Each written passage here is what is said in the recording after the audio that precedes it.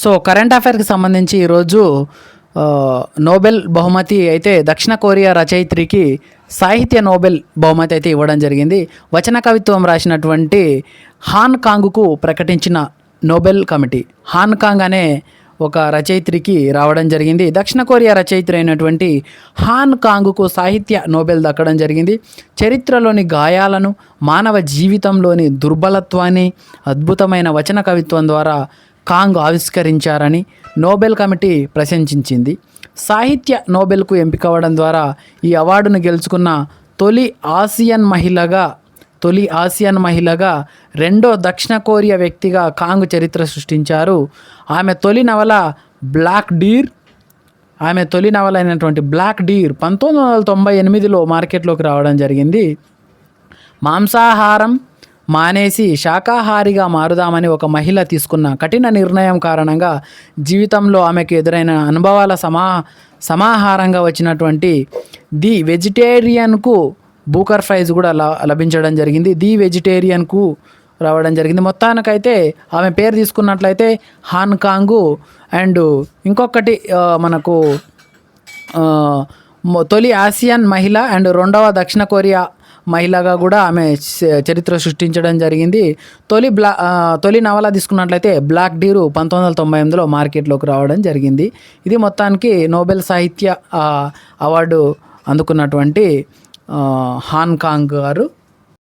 So ఇంకా further ఇన్ఫర్మేషన్కి వెళ్ళినట్లయితే హాన్ Kong గారికి సంబంధించినటువంటి ఇన్ఫర్మేషన్, చరిత్రలోని గాయాలను, మానవ జీవితంలోని దుర్బలత్వాన్ని అద్భుతమైన వచన కవిత్వం ద్వారా ఆవిష్కరించిన దక్షిణ కొరియా రచయిత్రి అయినటువంటి హాన్ కాంగ్కు ఈసారి సాహిత్య నోబెల్ అయితే దక్కడం జరిగింది.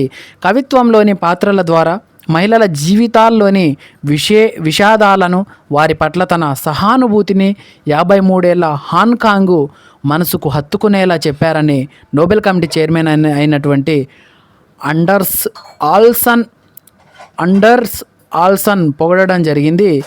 శరీరానికి ఆత్మకు మధ్య అల్లుకుపోయిన అవినాభావ సంబంధాన్ని హాన్ కాంగ్ బల్లేలా విడమర్చి చెప్పడం జరిగింది. హాన్ కాంగ్ బల్లేలనంట ఆమె పేరు. చావు పుట్టుకలను తన ప్రయోగాత్మకమైన వచన కవిత్వంలో చక్కగా విపులీకరించారు. సమకాలీన గద్య కవిత్వంలో కొత్త ఆవిష్కరణలకు ఆమె బాటలు వేయడం కూడా జరిగింది అని ఆల్సన్ శ్లాఘించారు. అదేవిధంగా కొన్నిసార్లు శుతిమెత్తగా, మరికొన్నిసార్లు కర్కశంగా, ఇంకొన్నిసార్లు వెటకారంగా ఆమె రచన సాగడం అయితే జరిగింది అని నోబెల్ సాహిత్య కమిటీలో సభ్యురాలు స్వీడన్ రచయిత్రి అయినటువంటి అన్నా కరిన్ పామ్ విశ్లేషించడం జరిగింది. ఈ ఏడాదికి సాహిత్య నోబెల్కు ఎంపికవ్వడం ద్వారా హాన్ కాంగ్ ఈ అవార్డును గెలుచుకున్న తొలి ఆసియన్ మహిళగా, రెండో దక్షిణ కొరియా వ్యక్తిగా చరిత్ర సృష్టించడం జరిగింది. గతంలో దక్షిణ కొరియా మాజీ అధ్యక్షుడు అయినటువంటి కిమ్ దాయి జంగ్కు 2000 సంవత్సరంలో నోబెల్ పీస్ ప్రైజ్ దక్కడం జరిగింది. దక్షిణ కొరియా సంస్కృతి క్రమంగా అంతర్జాతీయంగా ప్రభావం చూపుతున్న తరుణంలో ఆమెకి ఈ అవార్డు రావడం జరిగింది. గతంలోనూ అంతర్జాతీయ అవార్డులు అందుకున్నారు ఈ హాన్ కాంగ్ గారు.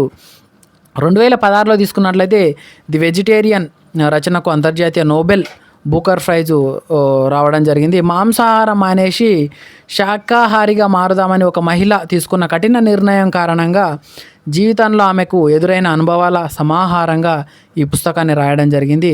2018లో ఈమె రాసిన హ్యూమన్ యాక్ట్స్ పుస్తకం సైతం ఇంటర్నేషనల్ బూకర్ ప్రైజు తుది జాబితాకు ఎంపిక అవ్వడం జరిగింది.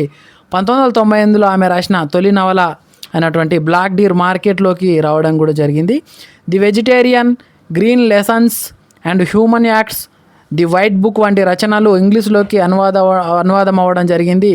హ్యూమన్ యాక్ట్స్ రచన 1988లో హాన్ సొంత నగరము గ్వాడ్జులో ప్రజాస్వామ్య ఉద్యమకారుల హత్యోదంతం ఘటనలను కళ్ళకు కడుతూ చెప్పడం జరిగింది. అయితే హాన్ రచన నైపుణ్యం వారసత్వంగా వచ్చిందనే చెప్పాలి. ఆమె తండ్రి హాన్ స్యూంగ్ వాన్ ఆధునిక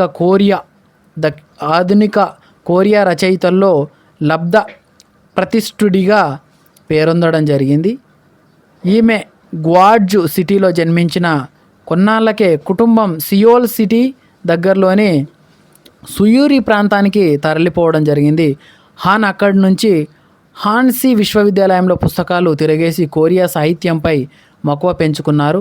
హాన్ సోదరుడైనటువంటి డాంగ్ రిమో కూడా రచయితే. హాన్ రాసిన వ్యాస సంపుటాలు సహా 18 పుస్తకాలను ఇప్పటిదాకా ఇంగ్లీష్లోకి అనువదించడం జరిగింది. వీటిలో ది వెజిటేరియన్ పుస్తకం విశేష ఆదరణ పొందింది.